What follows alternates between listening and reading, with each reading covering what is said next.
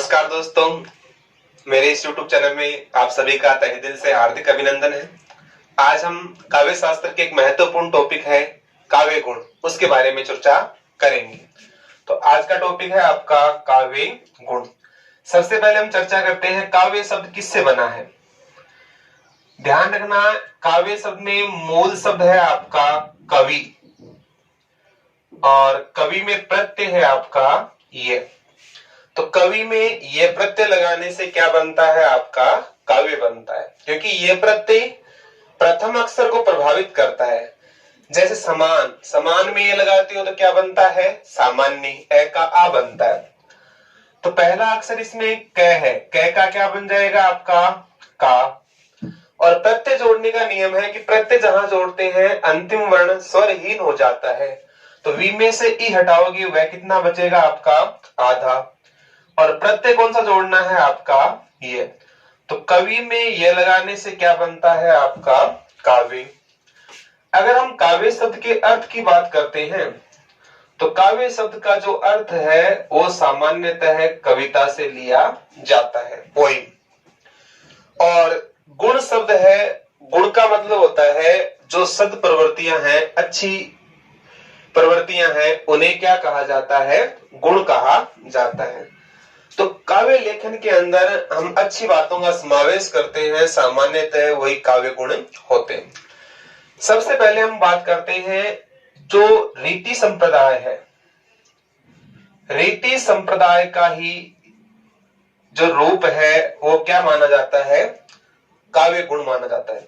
और रीति संप्रदाय है उसके प्रवर्तक कौन थे, आपके वामन माने जाते हैं। रीति संप्रदाय का ही एक रूप, परिवर्तित रूप क्या है आपका काव्य गुण। रीति और गुण सामान्यतः एक ही होते हैं और रीति संप्रदाय के जनक कौन है, आपके वामन। और अगर हम बात करते हैं वामन है, वामन ने कौन सी पुस्तक लिखी थी, तो वामन की प्रसिद्ध पुस्तक का नाम है काव्यालंकार, काव्यालंकार सूत्रवृत्ति। वामन की प्रसिद्ध पुस्तक का नाम है काव्यालंकार सूत्रवृत्ति।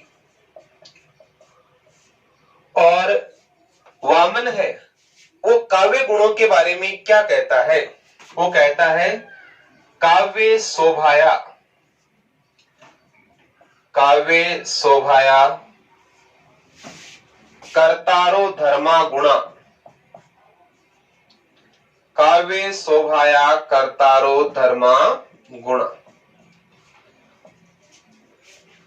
तो काव्य शोभाया कर्तारो धर्मा गुणा, ये जो परिभाषा है वो किसकी है, आपकी वामन की है। दूसरी बात, काव्य गुण की आवश्यकता क्यों पड़ी। जैसे कोई बालक होता है, वह दयालु, परोपकारी, सूरवीर, ईमानदार, तो कई गुण होते हैं। मानव या बालक के ये गुण होते हैं, वह उन्हें समाज में आदर्श स्थापित करते हैं, समाज में उन्हें इज्जत प्रदान करते हैं और व्यक्ति का इन गुणों के कारण महत्व बढ़ता है। वैसे ही काव्य के अंदर भी कुछ गुण होते हैं, प्रसाद, माधुर्य, ओज, और इन्हीं गुणों के कारण काव्य का भी महत्व बढ़ता है। तो ध्यान रखना, जिस प्रकार से व्यक्ति के गुण व्यक्ति को उत्कृष्ट बनाते हैं, वैसे ही काव्य में गुण होते हैं, वो काव्य को उत्कृष्टता प्रदान करते हैं। तो काव्य के शोभा कारक, काव्य शोभा, इसका मुख्य कार्य होता है गुणों का रस के उत्कर्ष में सहायक। एक तो क्या होते हैं आपके रस के उत्कर्ष में सहायक। और रस जैसे आपके मान लो श्रृंगार है, हास्य है, ये रस है, तो रस के उत्कर्ष में सहायक होते हैं। और रस के उत्कर्ष में सहायक जो शोभा कारक धर्म होते हैं, उन्हें क्या कहा जाता है, काव्य गुण कहा जाता है। तो काव्य शोभाया कर्तारो धर्मा गुणा, ये किसने कहा था, आपके वामन ने कहा था। अगर हम बात करते हैं वामन है वो काव्य गुणों की संख्या कितनी मानता है, वो सामान्यतः दो मानता है। एक तो शब्द गुण और दूसरा आपका अर्थ गुण। 10 आपके इन्होंने शब्द गुण माने और 10 से इन्होंने क्या माने आपके अर्थ गुण माने। शब्द गुणों को बाह्य गुण भी कहा जाता है और अर्थ गुण को आंतरिक गुण कहा जाता है। तो अगर हम बात करें वामन के अनुसार काव्य गुण कितने हैं, तो मूल तो दो ही माने, शब्द और अर्थ। फिर दोनों के कितने भेद किए आपके 10 + 10 कितने हो गए आपके 20। तो वामन के अनुसार जो काव्य गुण है वो कितने माने जाते हैं आपके 20 माने जाते हैं। तो ध्यान रखना, वैसे वामन याद करने के लिए, वैसे वामन और वैसे 20। तो वामन है वो कितने गुण मानता है आपके 20 गुण मानता है। और वामन क्या कहता है, काव्य शोभाया करता तो धर्मा गुणा, कि रस के उत्कर्ष में सहायक जो काव्य की शोभा बढ़ाने वाले जो धर्म होते हैं उन्हें क्या कहते हैं आपके काव्य गुण कहते हैं। और जो वामन है इन्हें काव्य के क्या मानते हैं, नित्य धर्म मानते हैं, कि जो गुण होते हैं वो काव्य के क्या माने जाते हैं, नित्य धर्म होते हैं। और इनके बिना काव्य का जो अस्तित्व है वो संभव नहीं है। वो ये मानता है काव्य गुणों के बिना इनका अस्तित्व क्या नहीं है, आपका संभव नहीं है। तो ये तो वामन के अनुसार विचार है कि वामन काव्य गुणों के बारे में क्या विचार रखता है। तो इसको आप स्क्रीनशॉट ले सकते हो। इसका ध्यान रखना, काव्य किससे बना है, कवि में ये लगाने से क्या बनता है, काव्य। काव्य का अर्थ क्या होता है, कविता। गुण का अर्थ होता है अच्छी प्रवृत्तियां। रीति संप्रदाय का परिवर्तित रूप ही क्या है, गुण है। और रीति संप्रदाय किसकी देन है, वामन की। वामन है वो एक, उनकी पुस्तक का नाम क्या है, काव्यालंकार सूत्रवर्ती। वो ये कहता है काव्य शोभाया कर्तारो धर्मा गुणा, कि काव्य के शोभा कारक गुण धर्म जो रस में उत्कर्ष में सहायक होते हैं उन्हें काव्य गुण कहते हैं। और वामन इन काव्य गुणों को काव्य की नित्य धर्म स्वीकार करता है और ये मानता है कि इनके बिना काव्य का अस्तित्व संभव नहीं है। और वामन मुख्यतः दो भेद मानता है, शब्द गुण और अर्थ गुण। शब्द गुण कैसे गुण होते हैं आपके बाह्य गुण होते हैं, अर्थ गुण कैसे होते हैं आपके आंतरिक गुण। 10 शब्द गुण मानता है, 10 आपके अर्थ गुण मानता है। कुल मिलाकर वामन के अनुसार काव्य गुण कितने हैं आपके 20। ध्यान रखना, काव्य गुणों की जो संख्या है उसके बारे में अलग अलग विद्वान है, उनके अलग अलग मत है। कई विद्वान 20 मानते हैं, कई 10 मानते हैं और अधिकांश विद्वान कितने मानते हैं, 3, प्रसाद, माधुरी, ओज। तो ये तो वामन के विचार है। आगे हम पढ़ते हैं। अगर हम बात करें कि सर्वप्रथम जो काव्य गुण है उसका विचार किसने दिया था, तो ध्यान रखना, सर्वप्रथम जो काव्य गुण है, अगर हम बात करते हैं सर्वप्रथम काव्य गुणों का जो विचार है वो मुख्यतः है भरत मुनि को माना जाता है। भरत मुनि है, इसकी प्रसिद्ध रचना कौन सी है, ध्यान रखना, भरत मुनि की प्रसिद्ध रचना है आपकी नाट्य शास्त्र। और नाट्य शास्त्र में कितने अध्याय हैं, 37 अध्याय हैं। भरत मुनि की रचना नाट्य शास्त्र में 37 अध्याय माने जाते हैं। और भरत मुनि ने काव्य गुणों के बारे में क्या कहा था, ध्यान रखना, भरत मुनि काव्य गुणों के बारे में कहते हैं एत एव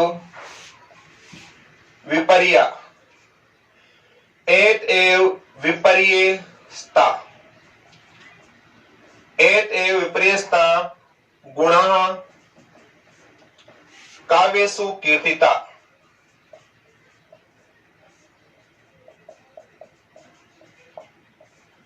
तो भरत मुनि है वो काव्य गुण के बारे में कहता है एक एव विपर्यस्ता कणा काव्येषु कीर्तिता, कि गुण है वो क्या करते हैं, काव्य की कीर्ति बढ़ाते हैं।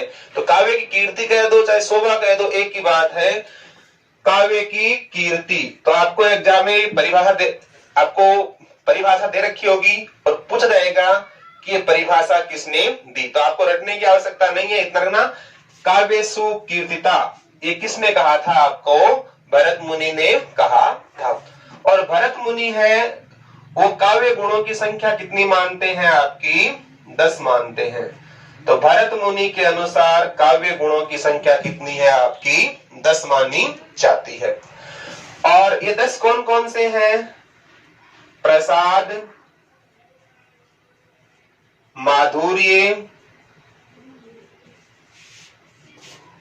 ओज, कांति, श्लेष,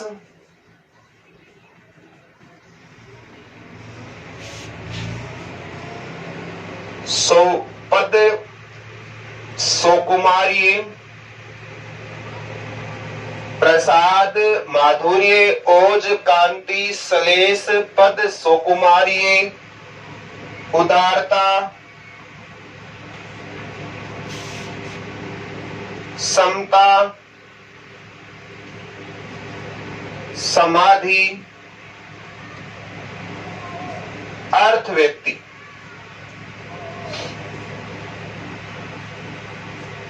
तो ध्यान रखना, भरत मुनि के अनुसार काव्य गुण कितने माने गए हैं आपके? 10। प्रसाद, माधुर्य, ओज, कांति, श्लेष, पद, सुकुमारी, उदारता, समता, समाधि और अर्थ व्यक्ति। एग्जाम में आ सकता है कि भरत मुनि के अनुसार कौन सा काव्य गुण नहीं है, तो इनके अलावा आपको कोई अन्य नाम दिया जा सकता है। याद करने के लिए 10 नाम आपको याद नहीं होंगे, तो आप इनको टुकड़ों में याद करना। पहले 4 बोलना, प्रसाद, माधुर्य, ओज, कांति, प्रसाद, माधुर्य, ओज, कांति, श्लेष। ये ध्यान रखना, सुकुमारी के स्थान पर आप सुकुमारता भी कर सकते हो, सुकुमारता। श्लेष, सुकुमारता, उदारता, समता, समाधि, अर्थ व्यक्ति। याद करने के लिए प्रसाद, माधुर्य, ओज, कांति, श्लेष, सुकुमारता, उदारता, समता, समाधि, अर्थ व्यक्ति। इस प्रकार से आप याद कर सकते हो। ध्यान रखना, भरत मुनि ने कितने माने हैं आपके? काव्य गुण 10 माने हैं। और भरत मुनि के अलावा एक और कौन सा विद्वान है जिसने भी क्या माने हैं? 10, और वह है आपका दंडी। तो ध्यान रखना, दंडी भी काव्य गुणों की संख्या कितनी मानता है? 10 मानता है। यही 10 काव्य गुण किसने माने हैं आपके? दंडी ने स्वीकार किए। अंतर इतना ही है, भरत मुनि वाले में तो नाम क्या आता है? पद, सुकुमारी, और दंडी क्या देता है आपका? सुकुमारता। एक ही है, क्योंकि जो सुकुमार शब्द है ना, सुकुमार में अगर आप ये लगाते हो तो क्या बन जाता है आपका? सुकुमारी, सुकुमारी। इतना ही अंतर है। सुकार में ये प्रत्यय लगाने से क्या बनता है आपका? सुकुमारी।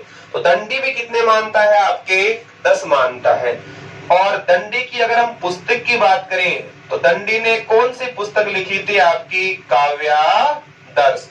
तो दंडी की पुस्तक का नाम क्या है आपका? काव्यादर्श। याद करने के लिए द से दंडी और द से आपका दर्श। और याद रखने के लिए ऐसे कर सकते हो, भरदंडी, भरदंडी। और भरदंडी ने काव्य गुणों की संख्या कितनी मानी है? 10। वैसे द से दंडी, द से दर्श और द से 10। भर्ष का भरत मुनि, दंडी का दंडी कितने मानते हैं? 10 मानते हैं। तो काव्यादर्श पुस्तक किसकी है? दंडी की। संख्या कितनी मानता है? यह आपका 10 मानता है। और जो दंडी है वो ये कहता है कि जितने भी सभी गुण हैं, इन सभी गुणों के अंदर ये सभी गुण है वो किसके प्राण तत्व है? आपके वैदर्भी रीति के प्राण तत्व माना जाता है। तो इन सभी गुणों को किसका प्राण तत्व स्वीकार किया है? दंडी ने वैदर्भी रीति का प्राण तत्व स्वीकार किया। और जहां पर आपकी वैदर्भी रीति होती है वहां कौन सा गुण होता है आपका? माधुर्य गुण होता है। तो इन सभी गुणों को वैदर्भी रीति के प्राण तत्व भी किसने स्वीकार किए हैं? आपके दंडी के। और अगर हम बात करते हैं विपरीत की, तो विपरीत कौन सी रीति है आपकी? इनके गौड़ी रीति की बात करता है कौन? आपकी दंडी। तो दंडी इन गुणों के विपरीत तो बात करता है गौड़ी रीति की, और इसके सिमिलर या इसका प्राण तत्व किसको मानता है? आपकी वैदर्भी रीति को। तो भरत मुनि और दंडी के अनुसार काव्य गुण कितने हैं आपके? 10 माने जाते हैं। और एत ए विपर्यस्ता गुणा काव्येषु कीर्तिता, ये जो बात कहता है वो कौन कहता है? भरत मुनि। भरत मुनि की पुस्तक का नाम है नाट्य शास्त्र और दंडी की पुस्तक का नाम है आपका काव्यादर। इसका आप स्क्रीनशॉट ले सकते हो। आगे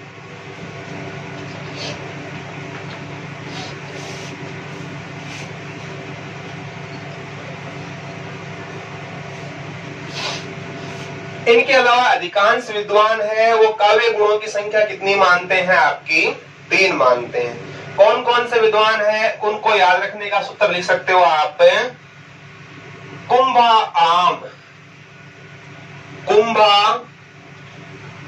आम दो नाथ।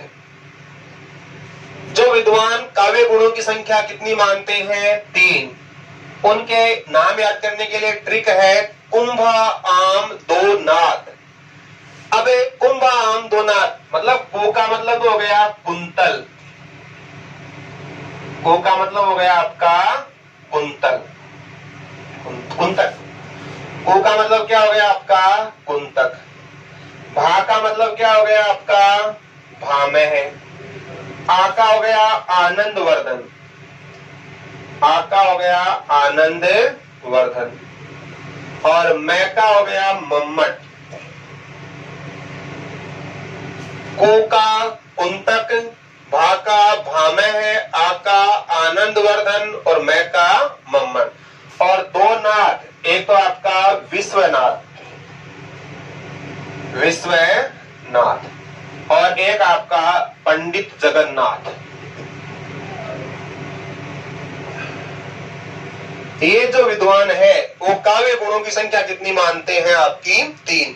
और 3 गुण कौन कौन से हैं? प्रसाद गुण, माधुर्य गुण और आपके औज गुण। तो अधिकांश विद्वान है वो काव्य गुणों की संख्या में मतभेद नहीं होते हैं, वो 3 ही मानते हैं। और 3 विद्वानों को याद करने की ट्रिक है कुंभा आम दो नाथ। को का हो जाएगा कुंतक, भा का भामह है, आ का आनंद वर्धन, मैं का मम्मट। 2 नाथ, एक तो विश्वनाथ और एक आपका जगन्नाथ। ये कितने मानते हैं? आपके 3। कौन कौन से? प्रसाद, माधुर्य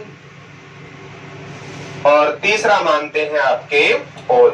प्रसाद, माधुर्य, ओज, ये 3 काव्य गुण मानते हैं। ध्यान रखना, कई बार इन विद्वानों की जो पुस्तकें हैं वो भी पूछ सकते हैं आपकी। तो ध्यान रखना, जो कुंतक है उसकी पुस्तक का नाम है वक्रोक्ति जीवित। कुंतक ने पुस्तक लिखी थी वक्रोक्ति जीवित, यानी वक्रोक्ति का अर्थ है कौन? आपके कुंतक। भामह ने जो पुस्तक लिखी थी उसका नाम है काव्यालंकार। और कहते हैं भामह अलंकार संप्रदाय के क्या माने जाते हैं? आपके प्रवर्तक माने जाते हैं। भामह को अलंकार संप्रदाय का प्रवर्तक माना जाता है। और आनंदवर्धन की जो पुस्तक है उसका नाम है धवन्यालोक। आनंदवर्धन की पुस्तक का नाम क्या है? आपका धवन्यालोक। या कह सकते हैं धवनी संप्रदाय है, उसके प्रवर्तक कौन है? आपके आनंदवर्धन।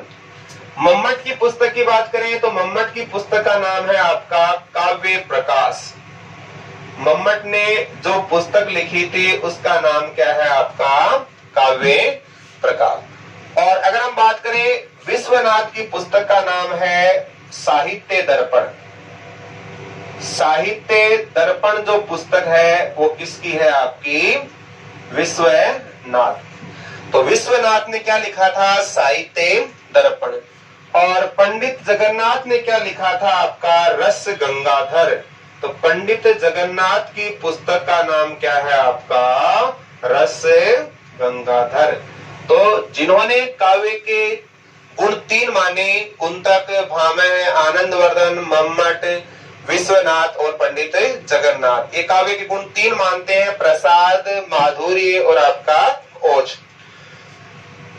कुंतक की पुस्तक का नाम वक्रोक्ति जीवित, भामह की काव्यालंकार, अलंकार संप्रदाय के प्रवर्तक, आनंदवर्धन की पुस्तक धवन्यालोक, धवनी संप्रदाय के प्रवर्तक, मम्मट की पुस्तक का नाम काव्य प्रकाश, विश्वनाथ की साहित्य दर्पण और पंडित जगन्नाथ की पुस्तक का नाम क्या है?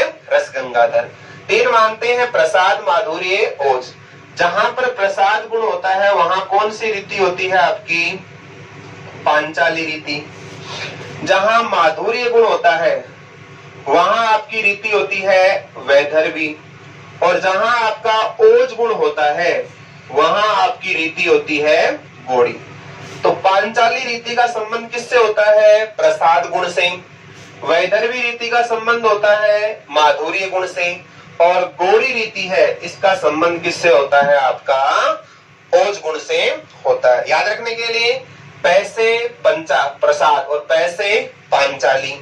माधुर्य में कितने अक्षर है? 3, यहाँ भी 3, ऊपर रे, यहाँ भी क्या है? रे, सिमिलर है। ओज में कितने हैं? 2, यहाँ भी कितने वर्ण है आपके? 2। पांचाली किस क्षेत्र से संबंधित थी? पंचाल क्षेत्र की होने के कारण पांचाली, वैसे पांचाली कहते हैं द्रौपदी को। वैसे वैदर्भी किस क्षेत्र से रिलेटेड है? आपकी विदर्भ क्षेत्र से, इसीलिए क्या कहा जाता है? आपका वैदर्भी। और गौड़ी किस क्षेत्र से संबंधित है? आपकी गौड़ क्षेत्र की होने के कारण क्या कहलाती है? आपकी गौड़ी कहलाती है। तो ये विद्वान है वो काव्य गुणों की संख्या कितनी मानते हैं? आपकी 3 मानते हैं। तो इसका स्क्रीनशॉट लीजिए, आप आगे बढ़ते हैं। कुंभा, आम, दो, नार। अलग अलग विद्वान अलग अलग मानते हैं, लेकिन सर्वमान्य मत है वो कितने हैं? आपके 3 ही माने जाते हैं, प्रसाद, माधुर्य और आपका ओज गुण माना जाता है। एक ध्यान रखना, वेदव्यास ने क्या लिखा था? आपका अग्नि पुराण। वेदव्यास की रचना है अग्नि पुराण, और इस अग्नि पुराण के अंदर जो काव्य गुण है इनकी संख्या कितनी मानी गई है? आपकी 18 मानी गई है। और अगर हम बात करें आचार्य भोजराज, आचार्य भोजराज, आचार्य भोजराज है वो काव्य गुणों की संख्या कितनी मानता है? आपकी 48। तो कुछ विद्वान ये भी मानते हैं कि सर्वाधिक काव्य गुण किसने माने थे? भोजराज ने माने थे। कितने मानता है वो? आपके 48। सामान्यतः ये भी 2 भागों में बांटते हैं, आपके शब्द गुण और दूसरा कौन सा है? आपका अर्थ गुण। शब्द गुणों को क्या कहा जाता है? आपके बाह्य गुण कहते हैं, और अर्थ गुण को क्या कहा जाता है? आपका आंतरिक गुण कहते हैं। तो शब्द गुण कितने माने इसने?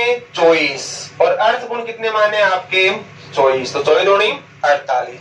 तो आचार्य भोजराज के अनुसार काव्य गुणों की संख्या कितनी है? आपकी 48। और कुछ विद्वान कहते हैं इसने 48 नहीं माने थे, कितने माने थे? आपके 24 माने थे। तो अलग अलग किताबों में थोड़ा बहुत ये भ्रम देखने को आपको मिल सकता है।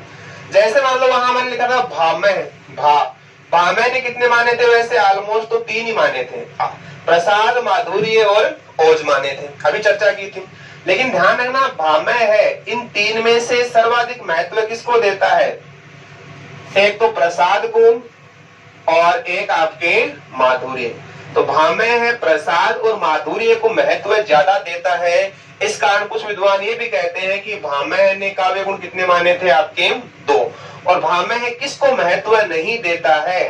तो ओज गुण को भामह ने क्या नहीं दिया था? आपका महत्व नहीं दिया था। तो ये भी आ सकते हैं भामह किस गुण के पक्षधर नहीं थे। ऑप्शन में आ गया प्रसाद, माधुर्य, ओज। तो ऐसी कंडीशन में आपका उत्तर क्या हो सकता है? ओज माना जा सकता है। तो कुंतक के भी डिफरेंस आता है, कुंतक भी मूलतः 3 ही मानता है, प्रसाद, माधुर्य, ओज। लेकिन कई विद्वान कहता है कि 3 नहीं है, कितने देते हैं? आपके 6। तो अलग अलग किताबों में काव्य गुण रस आश्रित होते हैं। काव्य गुण रस आश्रित होते हैं, ये किसने कहा था? ये कहा था आपका आनंद वर्धन ने। काव्य गुण रस आश्रित होते हैं, किसने कहा? आपके आनंद वर्धन ने कहा था। आनंद वर्धन की रचना का नाम क्या है? आपका ध्वन्यालोक। ध्वनि सिद्धांत दिया था किसने? आपके आनंद वर्धन ने। क्या कहता है कि जो काव्य गुण है वो क्या होते हैं? आपके रसों पर डिपेंड होते हैं। श्रृंगार, हास्य, इन रसान, इन पर काव्य गुण क्या होते हैं? आधारित होते हैं। एक कथन है आपका आनंद वर्धन का। एक कथन और पढ़ते हैं जो इंपॉर्टेंट है, वो है आपका मम्मट का। ये रसांग गिनो धर्मा शौर्योदय युवात्मनः उत्कर्ष हेत्वे, उत्कर्ष हेतु है तेस्यु अचल स्थित्यो, अचल स्थित्यो गुणः। ये किसने कहा था? आपका मम्मट ने। और मम्मट की पुस्तक का नाम क्या है? आपका काव्य प्रकाश। तो ध्यान रखना, रस्यांगिनो धर्मा, इतना याद रखना, रस्यांगिनो धर्मा, रस प्लस अंग, रस्य प्लस अंग। तो रस्यांगिनो धर्मा, ये बात कौन कहता है? आपका मम्मट। तो ये कुछ परिभाषाएं हो गई आपकी काव्य गुण के बारे में, और अलग अलग विद्वानों ने अलग अलग भेद माने हैं। बाकी हम ध्यान रखना, गुण यही होते हैं जैसे व्यक्ति के गुण, ईमानदारी, दया, परोपकारी, सूरवीरता, उदारता, जैसे ये व्यक्ति की महानता को प्रकट करते हैं, उसकी उत्कृष्टता को बताते हैं, वैसे ही जो काव्य गुण है, काव्य का आत्म तत्व है, जो काव्य का आत्म तत्व क्या होता है? रस। अगर हम बात करें काव्य के आत्म तत्व है तो रस है। तो इस रस को क्या करते हैं? चमक पैदा करते हैं, इसको आप बढ़ाते हैं, इन्हें क्या कहा जाता है? आपका काव्य गुण कहा जाता है। तो हमने केवल भूमिका के बारे में बात की है कि काव्य गुणों के बारे में अलग अलग विद्वानों ने क्या कहा और किन विद्वानों ने इनकी संख्या कितनी मानी। आगे हम चर्चा करेंगे काव्य गुण में प्रसाद गुण क्या होता है, माधुर्य क्या होता है, आपका ओज गुण क्या होता है। क्योंकि गुण है वो व्यक्ति में भी है और आपके काव्य के अंदर भी जरूरी है। जैसे किसी का एक दोहा याद आ रहा है, जननी जने तो तीन जन, भक्त दाता या सूर, नहीं तो रजे बांजड़ी, मत ना गवावे नूर। कि संतान अगर हो तो कैसी होनी चाहिए? भक्त दाता या सूर। या तो भगवान का भक्त होना चाहिए, दाता यानी दानवीर होना चाहिए, या सूरवीर होना चाहिए। और अगर ऐसी संतान नहीं हो तो संतान पैदा करने में कोई फायदा या भला नहीं है। मतलब चाहे संतान हो चाहे आपका काव्य हो, अगर उसमें क्या है? आपके गुण होने चाहिए। और गुण के विपरीत क्या होते हैं? आपके दोष। तो ये परिभाषा किसकी है? दोष की भी है। गुण विपरीत मना दोष, गुण के विपरीत दोष होते हैं, ये किसने कहा था? आपका वामन ने।